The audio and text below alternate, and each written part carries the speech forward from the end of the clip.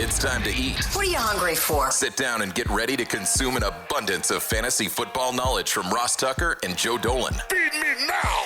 I'm starving. On the Fantasy Feast Eating Podcast.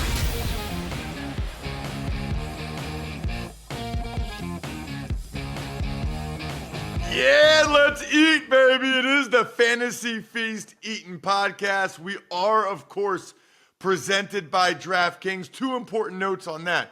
Number one, if you're betting the draft in any capacity, make sure you do it at DraftKings Sportsbook and make sure you use the code Ross. Number two, and also listen to the Even Money podcast. We've had awesome guys talking draft prop bets the last couple weeks on the Even Money podcast. Make sure you're all over it. And programming note number two, tonight I'm hosting a happy hour. All of you are invited. Go to patreon.com/RTmedia and become a Tuckheads member. Then you're part of our private Slack channel, our private community. We'll post the Zoom link there, and it'll be awesome. 8 p.m. Eastern time tonight. Anybody that joins gets to ask me a question. I want to hear about you, where you're from, what shows you listen to, who your squad is, all that stuff. And you can ask me whatever you want. I'm looking forward to it. Patreon.com/RTmedia. Looking forward to this episode as well, because we got such great feedback from last week when we were talking about the quarterbacks and running backs, and I brought on Joe's partner at fantasypoints.com, Brett Whitefield, and it was very, very well received. Make sure you check out both these guys on social. Joe is the original fantasy gangster. That's why his social handle's at FG_Dolan. Brett is a rising star at BG Whitefield, backed by popular request this week. We'll talk about the tight end, maybe another, and then we'll get to the receivers. Again, a lot of value in making sure we know how we feel about these prospects before they're on teams, because that immediately clouds our perception once we start talking about what team they're on and the quarterback and the situation they're in and the O-line and the play caller.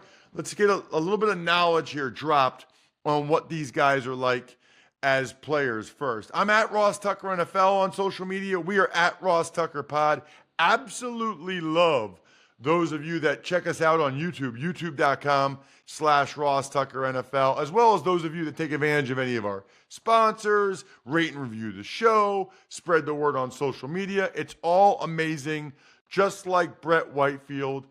I also kind of think, watching the last 3 years, Brett, that Brock Bowers is pretty amazing, yet I've seen him go between like 5 and 16 in mock drafts I've looked at. That's a pretty big window, I feel like, for a player like that. I mean, you don't see many guys in the 5 to 16 window. Curious what your thoughts are on Bowers, Brett. So it's really hard to slot him. I did my final mock, delivered it to Joe actually this morning, and I had a really hard time slotting him. I think I put him 18 to the Bengals. So whoa, I do think he'll go earlier. I don't know where to put him. The NFL has been so wishy-washy with the positional value thing. Some teams really buy into the positional surplus value. Other teams don't as much. If the Lions were picking top 10, I'd say they'd probably take him. But that's just not always the way it is. But Bowers is awesome. I mean, this is a guy that has just incredible movement skills. I mean, that's what you're looking for. Athleticism is more important to the tight end position than any other position in the league. If you look at, I don't know if you've ever heard of the relative athletic score, RAS. If you look at receivers over the last 2 decades that have gone over 750 yards, sorry, not receivers, tight ends, only one of them didn't score as an elite athlete in the RAS system. And Brock Bowers, I know we didn't get testing on him, but it's pretty clear when you put on the tape that guy is every bit the athlete you hope he is. He's a pretty good route runner.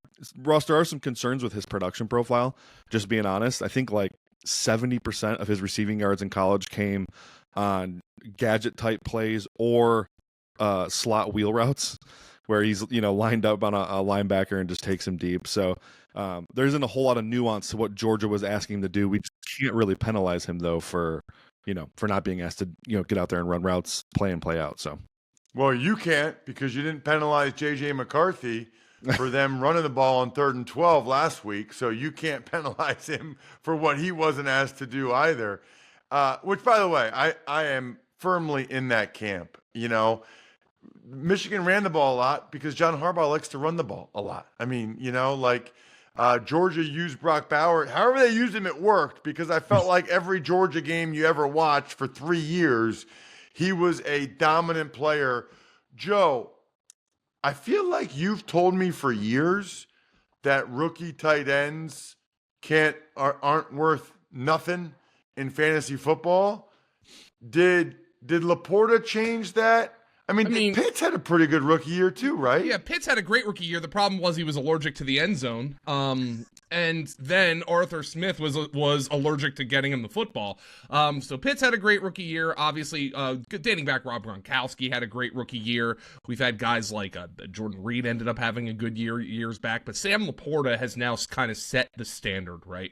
Sam Laporta he's instantaneously, by the way, Ross, become the tight end 1 in fantasy. Sam Laporta had such a great rookie season that he is now getting drafted ahead of Travis Kelce. So that is where that is a guy who has bucked a trend. The issue for Bowers is where does he land, right? If he goes to a team like, let's just say the Chargers, I don't think the Chargers are going to take him, but let's just say he does. Well, he's already a guy who might be their number 1 passing option. If he goes to the Jets, well, you're behind Garrett Wilson, and you're behind whichever one of Aaron Rodgers' bros that Aaron Rodgers wants to bring in. So it's going to be really interesting to see. But then again, you know, Sam Laporta did it on a team that had Amon-Ra St. Brown. So you have I think more fantasy players are more into drafting rookie tight ends now than they ever have, and Bowers, I think, is going to be very, very landing spot dependent. You know, I want Jim Harbaugh to draft him and put him at slot receiver. You know, just have a 245-pound guy at slot receiver. I mean, that feels like a Jim Harbaugh move. I am curious about that part of it, Brett. If he only played receiver, like if he was a slot receiver, so you kind of answered earlier in terms of maybe not being the most nuanced route runner or not asked to do it. But when I just watched him and saw the production, I'm like, okay, fine, don't call him a tight end, call him a slot receiver because the numbers and the athleticism are still there. Yeah, you'd still have to question what he was asked to do, but ultimately you still see the movement skills. I think he actually could probably play receiver if he shed a few pounds. Scott Barrett ran his production model and put Bowers as a receiver. Scott Barrett works with us at Fantasy Points, and he came out as like wide receiver 3 of the draft class in Scott's model. Purely analytically driven, but that still just shows you how freaking awesome Brock Bowers is. Brett, are there any other tight ends that you feel like we should talk about that are worthy of a mention? I've seen the Kansas State kid, Sinat, Theo Johnson, Penn State. There's been some buzz recently for the Arizona kid. Is there anybody else that you can see being Laporta-esque? Maybe they don't even go till the second round, but they end up being really good for fantasy as rookies. So I like the guys you just mentioned a good bit. Theo Johnson's a freak athlete. Ben Sinnott, good athlete as well, good route runner. But I'm going to throw a name at you that you probably haven't considered, and it's going to blow your mind. Probably a day 3 pick, early, round 4-ish type of guy. That's Florida State tight end Jaheim Bell. This guy is, we're heading into an era of football where so many teams have the positionless football mantra. Jaheim Bell is technically he's a little undersized, although I think that's a ridiculous argument considering he's only an inch shorter than Brock Bowers, but he's got a longer wingspan than Sam Laporta, a longer wingspan than Trey McBride, longer wingspan than Brock Bowers. So he's not really missing out by being an inch shorter. I think his arm length is just fine. He still has great extension for the football and whatever. Anyways, I think Bell's awesome, though. He tested as an elite athlete. He's got the movement skills. He's got the disciplined route running, precise route running, really, really nice body control, and he's really good after the catch as well. This dude was playing running back half the time before he got to Florida State at 245 pounds. Wow. I love it. Love the profile. Let's get into the receivers. And there has been a decent amount of debate, Brett, about which guy is the best guy. Who do you have at the top of your receiver board? Yeah, I'm not overthinking this one. I'm going Marvin Harrison Jr. I think it's all there. From the skills on the field to the fact that he's got royal blood. That's I can't come off of it. I think he's awesome. I think the talk of another guy unseating him it's a little bit premature. The one thing I will say about that, a couple different things. Number one, I do think it matters that his dad's been through it and his dad's a pro and his dad can teach him. And I think Kevin Johnson, his dad's college teammate, he works with him.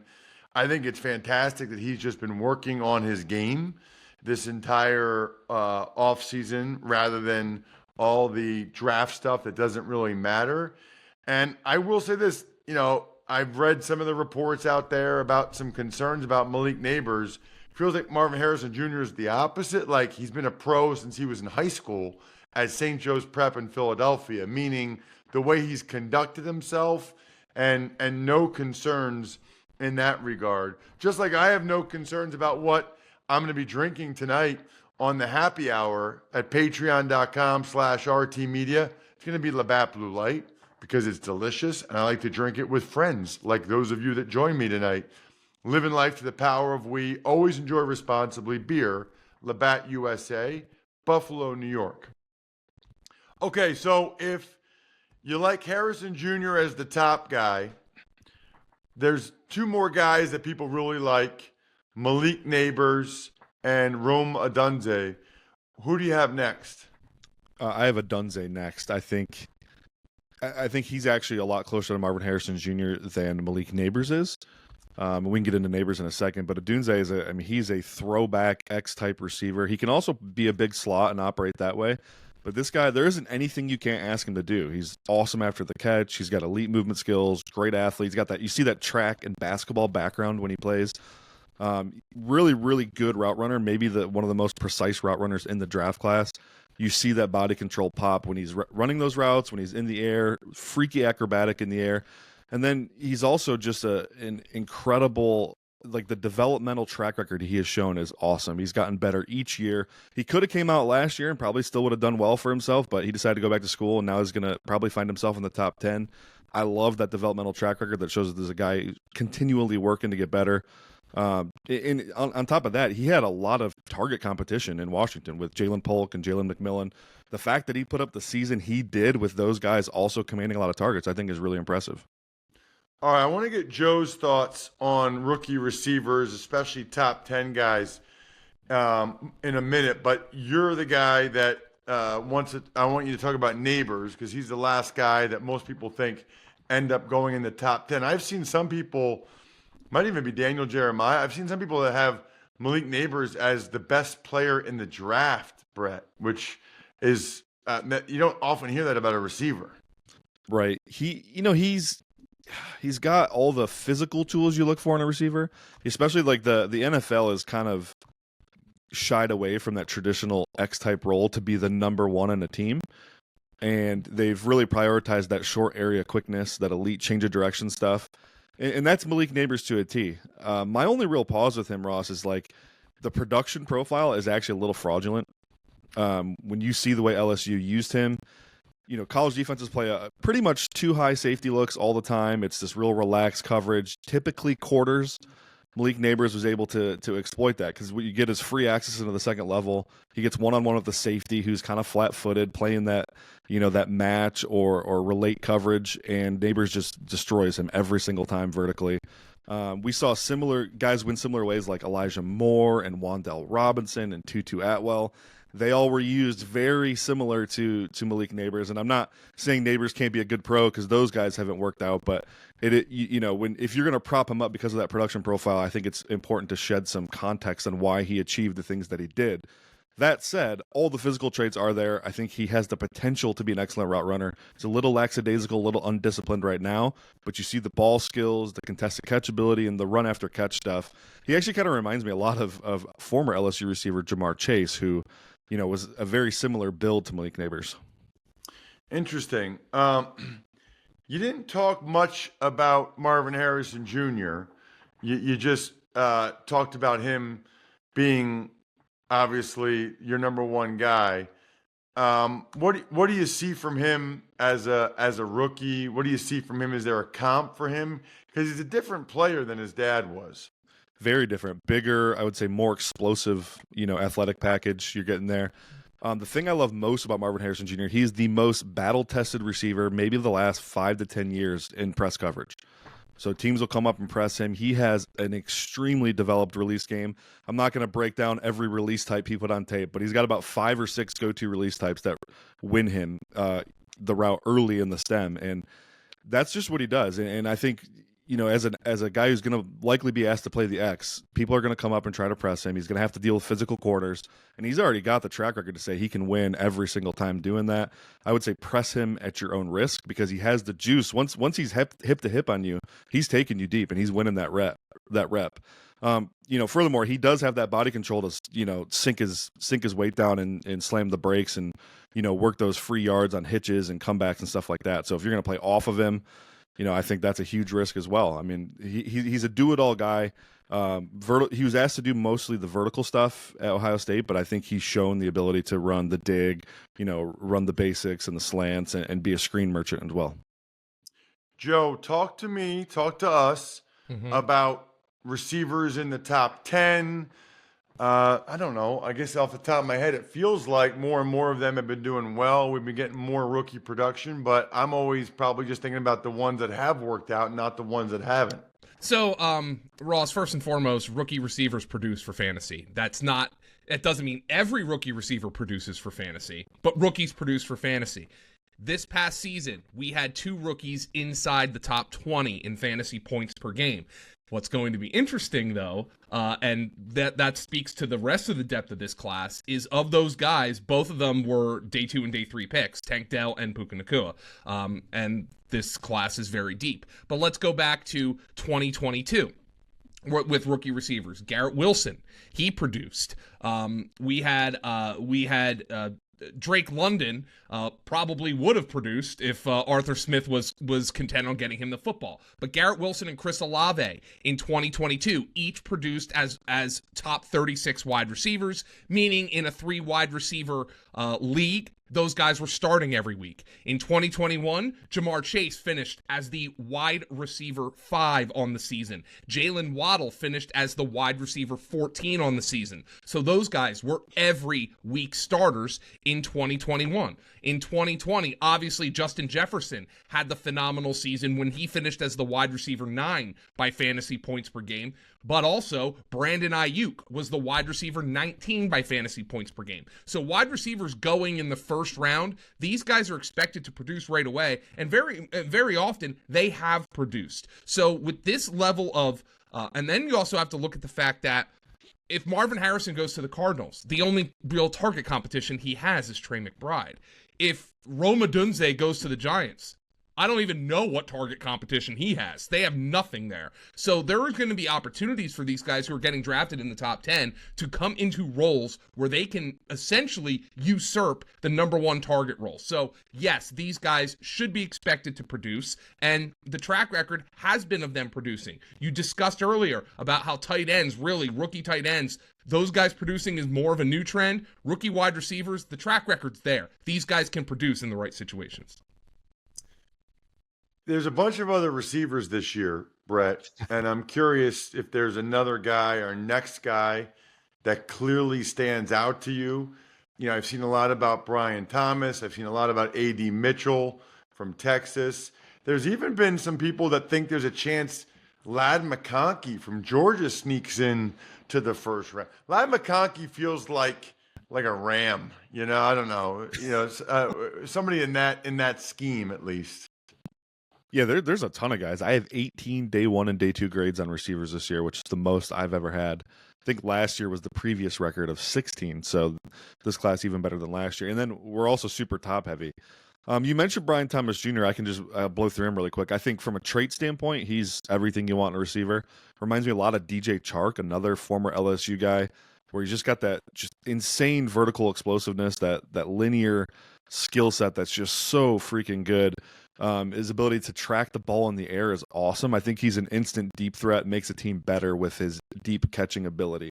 got a lot of work to do on the short and intermediate parts of the field. I don't know that he's the most disciplined route runner. That LSU offense was super vertical, super kind of, ISO friendly, lackadaisical. So I think he's gonna have to develop a little bit as a route runner. But my guy though, Ross, and you didn't mention him yet, is Ricky Pearsall from Florida. I think he fits I laid out what the modern stud receiver looks like. He fits the bill there. He's perfect size, 6'1", 200 pounds, physical player, hot motor, does all the little things really well, exceptional route runner. Like, this is a dude who wins against man. He understands how to beat zone. He can win vertically. He's awesome on design touches. He make guys miss. He's a chain mover. I think, we've gone the whole process without anyone mocking him in the first round until last week. I think Lance Zierlein may have done it. Someone at NFL.com did it. I think it was Zierlein, but it may have been somebody else. But so he's getting some late buzz now as a potential round 1 guy, and I know it's only one mock draft, but hey, that just shows you how good this wide receiver class is. We've actually, I compiled all the mock drafts on just NFL.com, Ross, and there was 14 different wide receivers mocked in the first round since February. Wow. That is a lot. Yes. And the thing is, though, that makes it interesting, I think, too, Joe. Yeah. When you look at all these contract situations, like who's going to trade for Brandon Ayuk?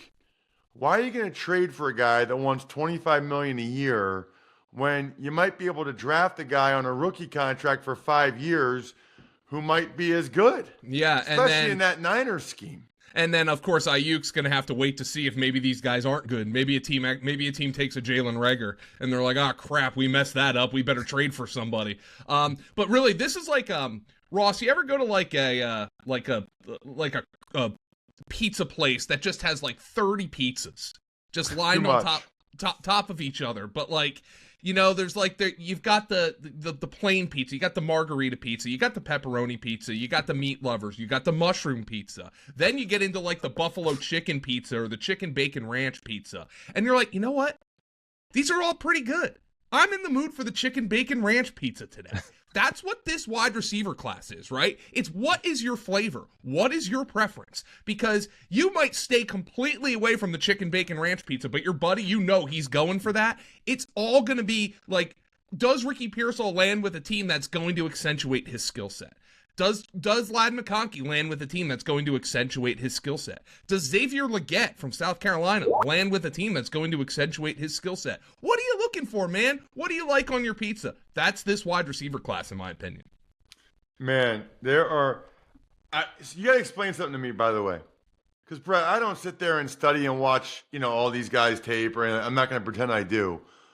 But I swear, every game I saw this year, every highlight I saw, the Keon Coleman kid from Florida State was ridiculous, and now I see him way down on all these lists. What, like, did he kill a guy? Like, what did he do that he is? Is it just a bad 40 time? It's the bad 40. So it's actually, he's getting it from both angles, unfortunately. So the film crowd, they don't like the long speed, the bad 40 time. There's not a lot of nuance to his route running right now. He was just mostly a contested catch guy. The analytics crowd don't like him because he's a contested catch guy. And if contested catch ability is the first thing you mention about a wide receiver, he's probably not very good. Now, there's exceptions to that rule, of course. But that's honestly, he has to be out of this world in contested situations for that to translate right away. He has a lot of work to do. Now, I happen to like him. I think he's my wide receiver 11, but I still have a second-round grade on him. I think he's got a lot of potential. I mean, you see the body control, and for me, body control is the most important trait. I've gone back 10 years and reviewed my draft grades. Body control is the one consistent trait that propels guys in the NFL because it leads to good route running, it leads to yards after catch, it leads to acrobatic catches on the boundary. Like, yes, and he has all the body control you could ever ask for. Check him out at BG Whitefield on social media. Brett Whitefield, excellent job. Of course, Joe is at FG_Dolan. You can always use the code 24Feast to get a discount at fantasypoints.com, which we love. Hope to see as many of you as possible tonight on the happy hour, patreon.com/ DraftKings.com/RT Media. Starting next week, you know exactly what we'll be doing. Going over every position, the landing spots for these guys, getting you ready for best ball in your season-long drafts. Other than that, I'm stuffed. We're done. Thanks for tuning in to Fantasy Feast. Make sure to also check out the Ross Tucker Football Podcast, Even Money, and College Draft, all on the DraftKings Network, YouTube, or subscribe to the podcasts on your favorite platform.